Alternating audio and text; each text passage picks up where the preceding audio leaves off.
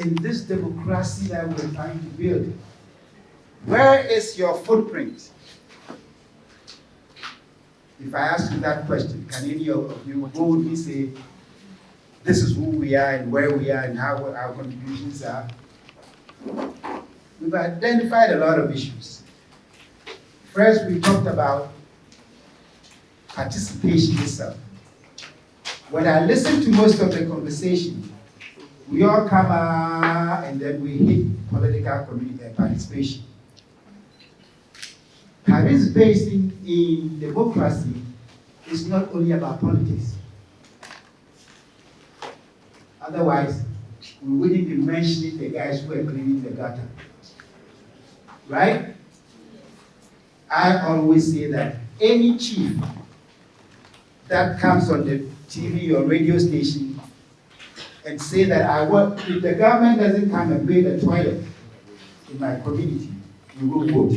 That chief, but it's too. You know why? That's a dependent chief. We, the youth, are also becoming too dependent. Dependent on our parents, dependent on the system, dependent on the politicians. And that is why when they give you two cities, 5 cities, 10 cities, 1,000 cities, you vote for them. It's the dependency mind. And I'll come to Prof later. Because some of you have identified the barriers to your participation. The barriers. And we, as adults and educational institutions, and madam, we have to listen. We don't listen. Otherwise, we will still not be having those barriers that we put in their bed. Right? Somebody says, well, probably you are fortunate you did not work in Ghana, you didn't pretty much grow up in Ghana, so you're a little bit different. I'm not. I'm still a Ghanaian. So those barriers, Prof, in education, we must start to dismantle those barriers. Because it is very self-destructive. And I agree with the youth here. Because I've seen that in Ghanaian schools, compared to where I came from. I came from the US. Where a student will stand in front of me as a professor and ask me, sir, why are you late to class? Here, hello, that's a suicide. You go on a suicide mission. Prof himself is involved.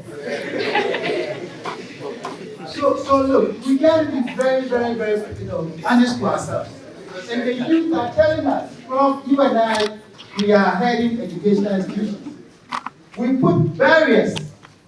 NCC is one of them. Yes. And a whole bunch of other institutions. So please, Mr. Anyaba, this must be a national discussion. Where sometimes you have to bring the adults together. It's not really about the youth, because it's two sides of this issue. Us and them. We have put barriers there so they can jump. But we want them to do what? Pass through it. And they are telling us, look, these barriers are too strong for us. And I agree. Because if you go to your dad or your mom and express your opinion, they'll shut you down. You can't go to your chief and even give a whole idea of what you want to do to community, to add to the community. So it's very important. So barriers, you all heard that. Honorable Alasan talked about those barriers as well. Politicians. But please, participation is not only about politics. Keep that in your mind. So if we were to ask you, how can you participate in the democratic dispensation? Find other ways. I heard some of you talk about motivation. Getting here, motivation is about what? Let's be honest. Yes, we define motivation to be money. When I came here, I asked people to come and serve on committees. The first thing they asked, Prof, how much are you giving me? I said, give me a break. You are serving your community, please. So take you guys, your guys, don't look at the flamboyant lifestyle of this living. You are not happy. I can tell you. Happiness is not about seeing us driving these. It's good to drive with SUVs and stuff, but I can guarantee you, majority of us are not happy. Don't emulate our lifestyle. But unfortunately, that is what most of you are doing. And I have a reason for saying that. One is that even on your own campuses, you're also practicing what is called divisive participation. If I can tell you, you belong to one particular party, right? And everywhere I've gone to on university campuses, there's team and there's testimony. And they don't even agree. And they have become enemies to each other, to the point that they can't advance their own manifestos. But why? Yes, he's saying that's true. Why should it be so?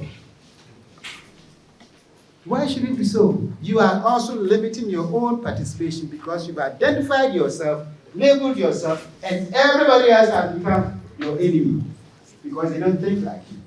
That is the sin of your fathers and forefathers.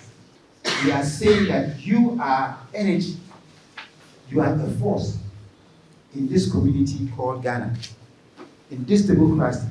So why can't you take over that force and make it see that you are a force? Where are the student leaders? What is the second line of the national pledge? It says, I pledge myself to the service of Ghana.